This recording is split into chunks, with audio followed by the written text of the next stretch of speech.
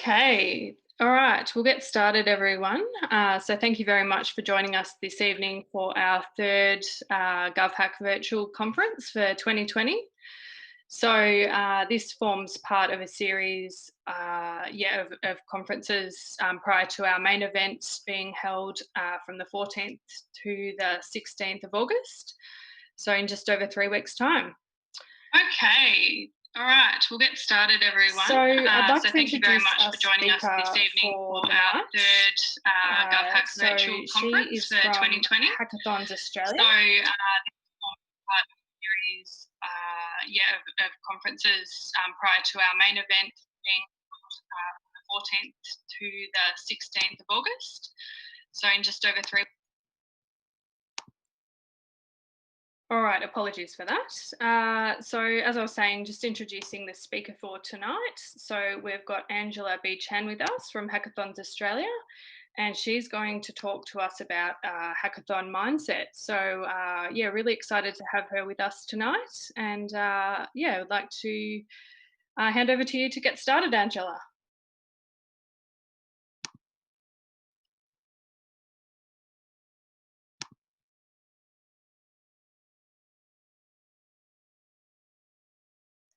Yep. Thank you for passing the button over to me. So before we get started, we will go on menti.com and use the code 207283. So I'll just leave this up for a couple of minutes. I just wanted to see where in the world are you? You know, GovHack is a global international hackathon right now. So I know traditionally it's been in Australia and New Zealand, but anywhere in the world you can be participating. So tell us, where in the world are you? So if you want to go on menti.com, it's up on the screen here, and use this code at the top. So that's 20. So I'm going to do it now, 7283. Should look like this. That's what you should be getting. Press submit. Tell us where you are.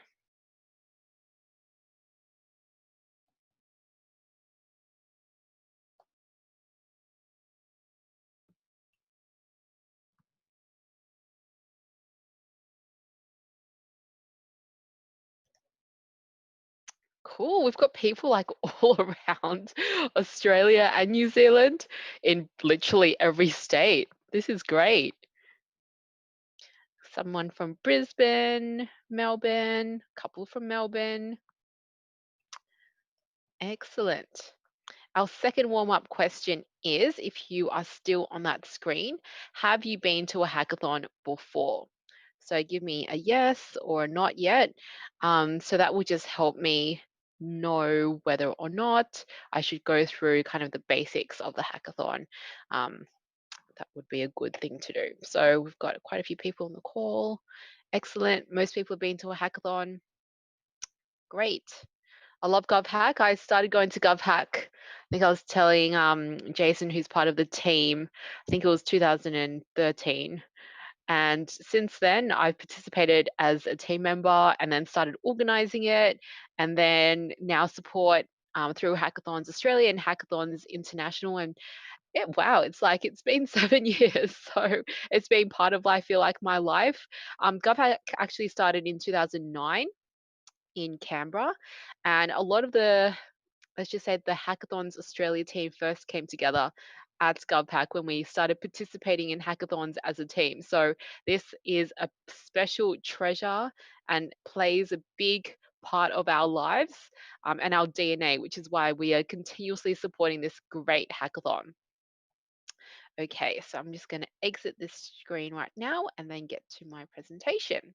So thank you very much, everyone, for being a part of this session. This is part of the online conference, and today we'll be running through the secret recipe to manage a winning team. And so part of this is part of the hacker mindset, and also part of a range of templates and explanations that we have, which we call our hacker toolkit. So if you're interested in getting to know more, all you need to do is go on hackathonsinternational.com and you can have a browse at all of our templates and you can access them to help you on your hackathon when you're participating in your hackathon. So before we begin, I just wanted to give you this link. So it's bit.ly/the hacker mindset. It is case sensitive. So if it's a capital T, it's a capital T. The small letter H is small letter H. So if you want, you can download our template. Just put in your email, download the template, and you can follow on while you are listening to this presentation. So the template's there for you. You can complete it at the start of your hackathon. Just familiarize yourself with it so you understand what we're going to be doing. So it's a great idea to just download this template right now so that you can follow on with this presentation. QR code is on the top right hand corner. Okay, so if you want to join us, we've got two hats, Hackathons Australia and Hackathons International. So if you just want to replace international with Australia for all these links, Hack AUS, Hack Oz on Twitter, feel free to follow us there. So in this session, we're going to go through what is a hackathon. Secondly, what should I look for when recruiting team members? I know a lot of the time, like even for myself, everyone is working from home and it's a bit hard to meet new people unless there's a strong purpose or you're working on a project together. So GovHack is a great hackathon that you can look into open government data. You can actually be creative and come up with ideas and applications. So this is a great opportunity to meet people all around the world, not just around Australia. So what are those key things you should look for, as well as how to mobilize a winning team, especially doing a bit of project management online. Okay, so basically, you're probably, I don't know if you've been to a hackathon before, most of you have, but the way that we describe it is that it's a creative, intensive process. A lot of the time, it is a competition where a diverse group of people, so people from all walks of life, can come together to solve meaningful problems by creating a minimum awesome product. So, something that you're going to produce. Ideas are cheap, actual execution is priceless, and often it is through the use of technology. So here we've got a rich depository of data sets through GovHack and through all the great government agencies that have sponsored this hackathon, as well as technology providers. So really take advantage of all these resources and tools to create something that's meaningful and something that will solve a problem. And a lot of these problems will be posed by the organizers. So make sure, when that gets released, you are answering the brief, answering the question. And right now, during this conference, you're looking and seeing what is out there to help build up your toolkit for the 14th to the 16th of August. So what generally happens at a hackathon? Firstly, there's a kickoff, so there's an opening ceremony. You get together and form teams. You come up with some ideas based on the problems that are given to you, or the topics or challenges, and then you create that minimum awesome product, whether that be a website, hardware, an application, whatever that is. And at the end, you present it. Here, it's through a video, as well as putting your depository, I believe, in your submission. And then afterwards, don't forget to celebrate, because it is a fun thing to do and it's a great sense of accomplishment. So a lot of people, I know for me, when I work I work also in a global organization, and it takes so much time to get things done. Here, it's your ability to just, fast track things. You don't have anything like great barriers. It's just, okay, let's look at what we need to do and get it done within a couple of days. So this is essentially what happens at a hackathon.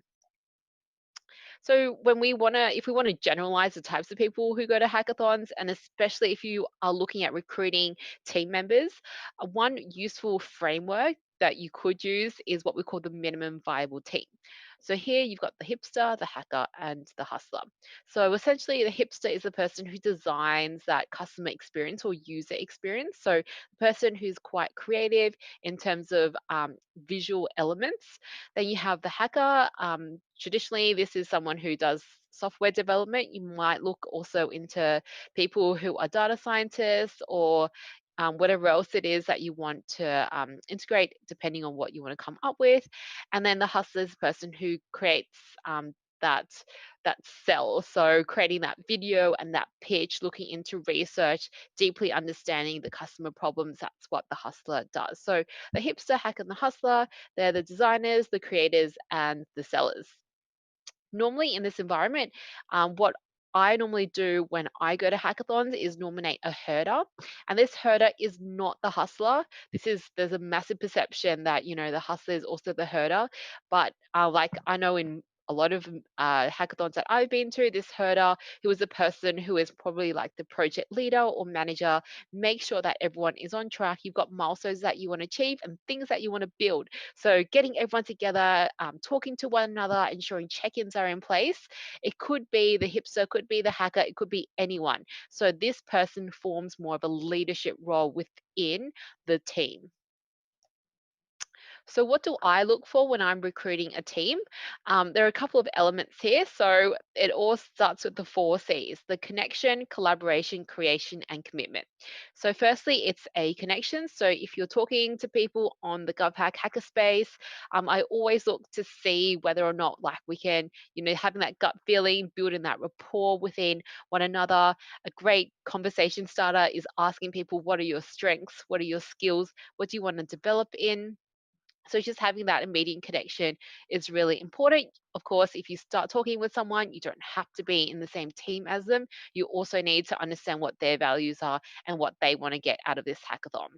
Secondly, it's all around collaboration. And this is not just, the hard skills that we talked about, where it's like, okay, I'm a designer, I can code, I'm good at communications, or I can build a video presentation, but this is also around soft skills. So whether you're good in terms of being patient, or whether you are a good teacher, a good communicator. So also recognizing those other soft skills that are really important, especially if you are doing something in a short period of time. The third thing is to actually create something out of this. So we always say ideas are great, but execution is priceless. And here we're not looking at just, building a PowerPoint presentation. We're actually looking at real code. We want to see things come to life, things that are working solutions. I've actually had the pleasure of winning a couple of awards at GovHack, and it's been awesome. And what we really demonstrate is that, if there's we always have done like a working prototype, whether that be an application or a website or whatever else it is. It's quite easy, where you can identify kind of different data points. If you click on different states within Australia or New Zealand, it spits out different types of information that will generate insights. So if you give that experience to a judge, they will absolutely love it. And make sure what you do is relevant to the audience. So who are those judges? Look into them, understand who they are, and build something according to their needs. And then the fourth thing is to commit. So I know a lot of the time we all like to go to, we register to go to an event, but we don't actually attend the event or commit to doing something. So I really urge all of you to commit to this time. GovHack has been running for since 2009, so 11 years, and it's run by a massive crew and team of volunteers, and also with the support of a lot of government agencies and technology sponsors. So just make sure you commit to them, because it would also, give them a lot of rewards and enjoyment out of this as well. So ultimately, what is innovation? The way that we describe it is that innovation is change that adds value. So you could get the example of, say, Uber, for example. So novelty. When I was in Thailand last year, I hopped in a taxi. It had like an awesome, TV at the back. There was like lights everywhere. There was just the novelty of just flashing things that are, just coming up. And I thought that was really cool. But ultimately, I've just needed to get home, to my hotel, and just to have a rest. So I just needed to get from one place to another. So what Uber does really well is this intersection between this novelty and need, where if there's a novelty of, okay, your driver can give you Mentoses or water if you need, or a phone charger, and that also integrates a need. So if you're thirsty, if if your phone is running low in terms of its battery, so you've kind of got, and it also And Ubers also get you from one place to another. So that intersection between the novelty and need is what we call innovation. And it's also the ability to connect the dots between industries and segments. So keep that in mind when you are trying to build something. And so, with the hacker mindset, ultimately, this is all around flirting. So, flirting means failing to learn, but also having fun learning. And we've kind of got these core values that we kind of evangelize to a lot of hackathons. So the first one is F is to focus on your vision. So understand why you're doing something and look towards your own yourself, understand yourself and also your team, and understand, okay, what is your vision? Why do you want to do something? So for example, at Hackathons International, our focus is to educate and create change makers of tomorrow. So, if you can imagine a world of tomorrow, what does that look like? Secondly, just love what you do. I want you to be doing something that you just, will wake up every day and feel excited about. Just drive and use this passion to really deliver persistence and passion within what you do. So just love what you do. Empathy rules, get to know who your customers are, understand how they see, think, feel, and do. And if you understand what they are, the best trick, I guess, if from a hackathon environment is for you to be that paying customer. So if you can empathize with the customer and create something for yourself, that's an easy way to kind of segue through. Next thing is to have an agile mindset. So a lot of things might pop up. You might fall into roadblocks, but there's always a way. Where there's a will, there's a way. So always put your hand up, ask a mentor, ask around. There's always a solution to a problem.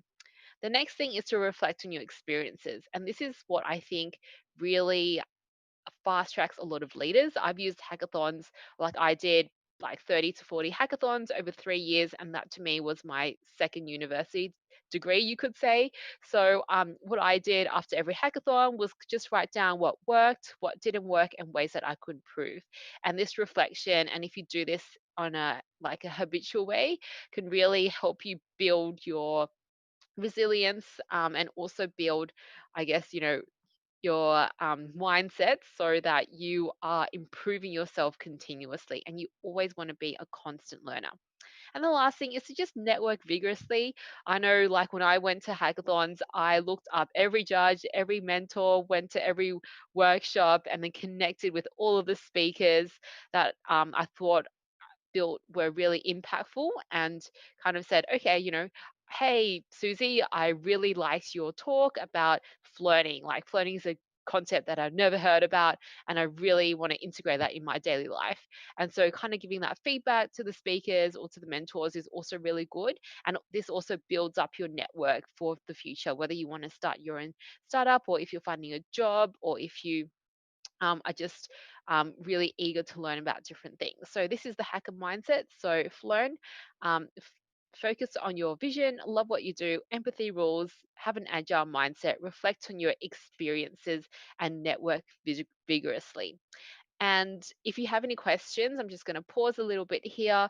Just don't forget to comment on the YouTube comment section, and we'll receive it and I'll answer those questions. So don't forget to ask questions if you have any. Okay, so the secret sauce to managing a team comprises of three different stages. So it's one, spotting the opportunity. Secondly, understanding what you're going to build during that hackathon and seeing what's actually feasible. And the third thing is to go. So, go out there. The hackathon is only a couple of days. There's a great opportunity to use your networks, use your new expertise to do something that will have more of a change in not just your local community, but also around the world. So, firstly, the first stage is SPOT. So, SPOT actually stands for story, people, opportunity, and test. So, story is all around having that emotive, compelling personal story. So, for example, you could say, in my experience, talking to my grandmother, I found out that she was very worried about going outside of her apartment because coronavirus was just everywhere, and she just knew that a lot of people her age were really prone to coronavirus. So now, after listening to our conversations, I really want to create something that will make her feel safe and comfortable at home. So, a lot of the time, and a trend that we see with a lot of hackathon winners is that people start with their personal story. So if you, we've been interviewing and we've been doing winner spotlight interviews at a lot of hackathons all around the world, and the common thread is everyone starts off with a pain point that they personally experience. So I really want to challenge all of you to be doing this. Second one is around the people. So, understanding, I would say that from all my years in leadership, a lot of people dismiss the importance of the people in their team and getting to know the people. I know at hackathons, we kind of go in and we go, crap, we've got 48 hours, need to do something. We quickly get to know each other. But if you just dedicate an extra like 5 to 10 minutes to understand these kind of points, just building that ground base is so important in terms of understanding and acknowledging where everyone is at in their lives, and also how everyone should be supporting one another during the weekend. So here, for example, you've got everyone, your name. So what do you want to be called? So for me, a lot of people just say Ange, and I say, yeah, that's fine. The second thing that we ask is, what is your purpose of participation? So, why have you come to participate in this hackathon? When I first started going to hackathons, I didn't study IT, I didn't study engineering, I didn't study design. Entrepreneurship was not a thing at my university. So, for me, it was around learning about different types of technology and just understanding what the heck code is. And then the second thing was, I come from a very community kind of background with my family. So this startup kind of ecosystem was super new to me, and I didn't really know all these terms about, minimum viable products and minimum viable teams and innovation and that kind of thing. So it was also that education element. As I went to more and more, I started realizing that I really wanted to eventually build a startup in the future. So I use it as a great networking experience, and also ways that I can build up my portfolio to get a job somewhere. So I think, understanding just where you're at in life, and also understanding why you want to participate in a hackathon is super important. The next thing is to understand everyone's passion points. So everyone's passionate about something, everyone has really great skills and strengths, and they want to do something, such as you could be passionate about sustainability in fashion. You might be passionate about um, helping the elderly, so people helping people who are 60 years old or older, or maybe you have kids and you really want to gamify education in, I don't know, for kids aged 12 to 14 years old. So just understanding like a rough kind of way to understand, like, where your passion lies. That's also really useful to share around the table. And if you don't know, it's okay. For me, I didn't figure out where my passion was until a couple of years ago. So it could take a lot of time, and it's okay to not know yet. The next thing is participation. So I always ask people, what is your availability? Are you available from 9 to 5, or do you, since it's a weekend, do you have kids? Do you need to go back to them? So just understanding everyone's availability, how not everyone is available 24/7, and that is okay. We all have, to look after our health. We also need to be with our families and friends if we need to. So just take this opportunity to just be transparent about your way of working and how you'll communicate with everyone else. And then the last thing here is personal development. So because I've managed teams for quite a long time now, I always ask, even my everyone in the team, like, where are you at and what do you want to improve on? So a lot of people might be looking for a job, so they want to build their portfolio. So we need to make sure whatever we build needs to be sharp, needs to be awesome, and be, great for the resume. Other people might want to explore an idea and they want to create a startup out of something. So let's look into the financial and business model and also focus on that. Another way personal development is, could be building up your toolkit or technology toolkit. So I know for me, I didn't really know much about like different types of APIs and how to integrate them. So understanding that there are, IBM Watson is there. There's also Google Maps. There's also just a raft of things out there. So just understanding um, the capabilities of technology, that's also something that someone might want to work towards. So just have that in mind so everyone kind of knows how everyone's going and we can support one another during the days. So if you are and if you really want to start your own startup, it's really important to have discussions about intellectual property from the get-go. Otherwise, it might go a bit pear-shaped later on. So just be transparent and understand that. I think the value, understanding everyone's values is really important. And if you want to also sign the Hack Code of Conduct, it's highly recommended. So just Google it. It's just around anti-discrimination. So the next thing in spots is the O for opportunity. So understanding what your vision is and just be mindful that you might want to pivot with whatever you do. So just ensure that, you have a strong vision. If it's around Facebook, it's around connecting everyone to one another. So look up vision statements just on Google on I know the top 20 companies, and a lot of them will come up. And a lot of the time, it's just all around brainstorming and putting things together. So the next thing here is to describe your innovation in 140 characters or less. Now, I love this because it just makes things so much easier for when you're speaking to mentors, when you're speaking to family and friends, and they ask you, what the heck are you working on? So start off with your vision, say, we want to change the world by doing X, Y, and Z, and then describe your innovation. So it might be that we want to provide a specialized delivery service for people who are over 60 years old so that they feel comfortable at home. And so, if you include the who, what, where, when, why, and how, then it is great. It's kind of very similar to Twitter. I used to study journalism, and they say if you can communicate everything in 140 characters or less, you are good to go. So thank you for the person who commented on YouTube saying that yes, the personal story is a big key to hack ideas, but that also makes it difficult for a team to pivot as it's personal to the original idea generator, which is frustrating. That is correct, absolutely important, which is why we need to go when you reflect on your personal story, understand that why and ultimately that vision. So that's the logical next step going, okay, where is that opportunity? Why are we doing this? And then if you start with the why, just like Simon Sinek style, the how, that's where you really want to be really um, have a growth mindset and have an open mindset so that you can pivot accordingly. So I've had to work on this myself. A lot of the time, normally I come in and go, okay, this is the idea, this is what I want to deal with.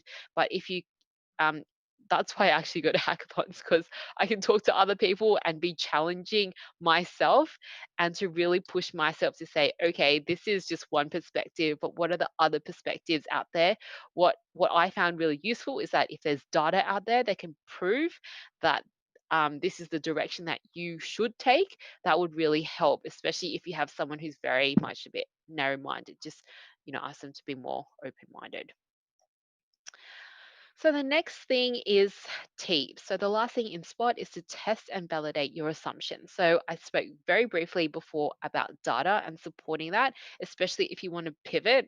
And so when I go to hackathons, we always identify like kind of the area of focus. We don't say it's an idea. We just say this is the focal point. This is the vision that we want to achieve. And this is kind of what we want to work on. And this is our opportunity statement. The next thing is to dissect your opportunity statement. So, what we normally do is look at the statement and write down all the assumptions that we have based on that opportunity statement. So, with the one that I talked about with the specialized delivery service for people who are over 60 years old, there are a lot of assumptions there that the majority of elderly people, so people who are 60 years old or over, get coronavirus. So we made that as an assumption and we haven't looked into the facts to see whether we could that is actually a problem. And so here we've got early findings from China, which pertain to the first 17 people to die in the outbreak, revealed that the median age was 75. And a study in the New England Journal of Medicine found that the median age of the first 125 people infected with the virus was 59. So here you can see that generally this is a fact. So that's a true thing. The second one is that a lot of people, when we didn't have a lot of flour in the supermarkets, a lot of people just panic buy. And so the assumption here was that there's not enough food for Australians.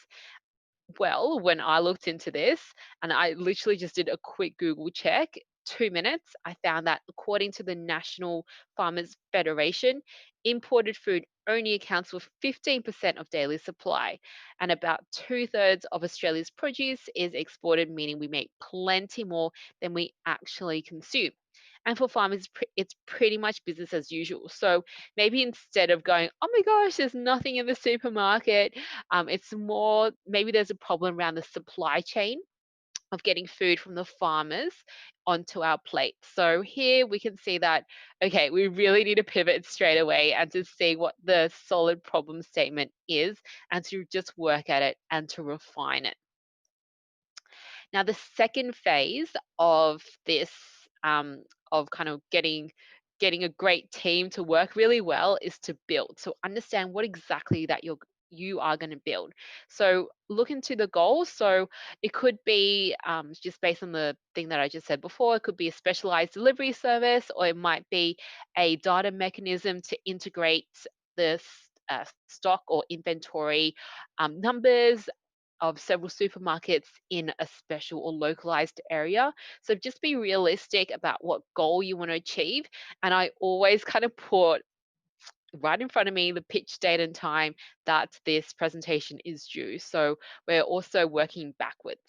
The next thing is to understand what communication platform you all will work on.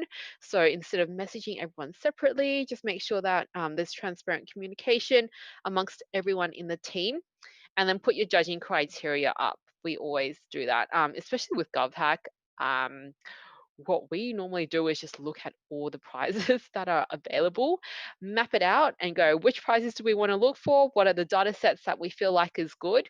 Another thing is to check all those data sets, because a lot of the time they may be messy. It's improved over time since we first started doing GovHack. So that's a good thing. But just make sure that all the columns are kind of aligned. There are ones that that are common and you can pivot with and kind of just play around with. So also look at your the quality of your data before you start. We made that mistake at our first hackathon, which we pivoted really well over time and we ended up winning. But that was kind of like our pitfall when we were participating in GovHack. So just have a look at it. There's also awesome data sets out there that are very interesting, things that you may not even think about. So just have an open mindset and look at all that, do your research. And then when you're checking in with one another, I have come up with this 3D concept of how to talk to one another when it comes to checking in with checking in. So the first D is discuss. So get everyone around the table to discuss for a minute or two on what they have achieved and what they'll do, what they've learned and what they'll do next. The second D is destination. So based on what everyone has talked about, what is that final destination? Do you need to refine it? It's kind of like a thumbs up or a thumbs down. So if it's thumbs up, head to the direction. So just reflect on what you need to start, stop, and restart based on that destination, and then ask each other if you need help. So when it comes to doing hackathons, we always have kind of like a table to understand where everyone is at, what we want to achieve by the end of it. This is kind of like project management on steroids. But if you want to get things done, generally, this is what the hustler, hipster, and hacker do. So everyone, first day, rock up, join a team, complete the first part of the spot process. Saturday, just look into that problem statement, do research, look into those data and APIs, put that problem statement together and come up with that goal that you want to achieve.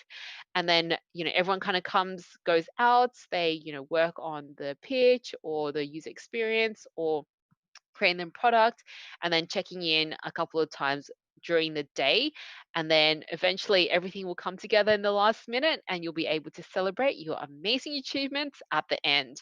So make sure that during GovHack, I know when I was doing it, I loved all those community check-ins, just learning about different things. So use this opportunity to also kind of get to know other teams if you can, kind of engage in the hacker space, meet those mentors, and if you have any questions, just reach out.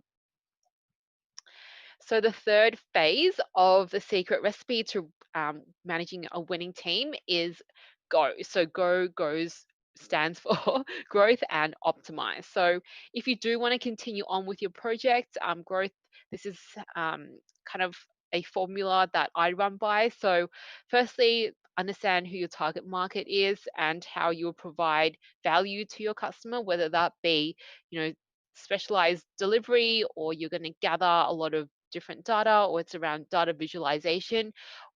How are you going to make lives easier for people? Once you got that sorted, and you've written down all those value props, create content out of that. So make assets, you can use Canva to demonstrate that value, and then send it out to different channels. So whether that be through social media, which is, I guess, very common with digital and everything, but also different types of media. You've also got different communities and that kind of thing.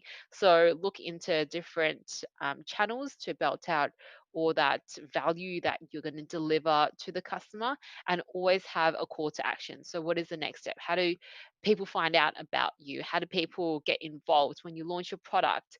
How are you going to capture everyone's email? So make sure you put that in. And then the last thing is to optimize. So in innovation, we have three horizons of innovation. So you've got Horizon 1, Horizon 2, and Horizon 3. So if you kind of look broadly back, you've developed a product, obviously there's always going to be improving on your features, improving on your product. So that's classified as Horizon 1. Horizon 2 is looking into what you already have and the resources and the products that you have, and reaching out to new markets. So for example, if you have developed a parking app for a corporate organization, maybe you can use it as a workplace kind of hoteling system where people can book their desks in the building. So that might be a new market, a new customer segment. And then Horizon 3 is new capabilities, new business models, whether that be a subscription service instead of paying like per person, looking into ways that you will disrupt the space. So that's optimize. So ultimately, I just wanted to leave you all with this, where true innovations, it's not just about the technology, it's about creating movements and creating change. A lot of the time people go, oh, I need to build something, and that's great. What a lot of founders realize is that once they build something, they also need to market it out to people and get it into people's hands. So once you get it into people's hands, it's all around creating a culture, creating one that is aligned to your vision, and make sure that you persist with it. So hopefully I'm sure all of you will enjoy GovHack. It's a great hackathon to be a part of. So don't forget to, if you need any help, you can reach out to me. You can get hacking. My details are here. So my email is angela@hackathonsinternational.com. You can also connect with me on LinkedIn. You can join us on Hackathons International or Hackathons Australia through Facebook as our Facebook group, where we've got thousands of people on there. So you can reach out and connect with other hackathon enthusiasts around the world. So here it is, those details again, our Facebook groups, our Twitter, where you can get up to date with a lot of with the news that's happening, and then our websites feature quality hackathons. So yep, that's pretty much it from me. If you have any questions, don't forget to put it on the YouTube as on YouTube, and then I'll be answering them. And this pretty much concludes my part of the presentation.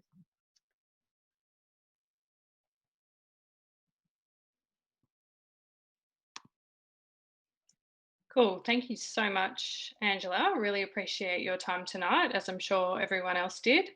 You're fantastic to listen to. You're so knowledgeable in this space, and obviously you've had a lot of experience with hacking and hackathons. So yeah, it was really great to hear from you.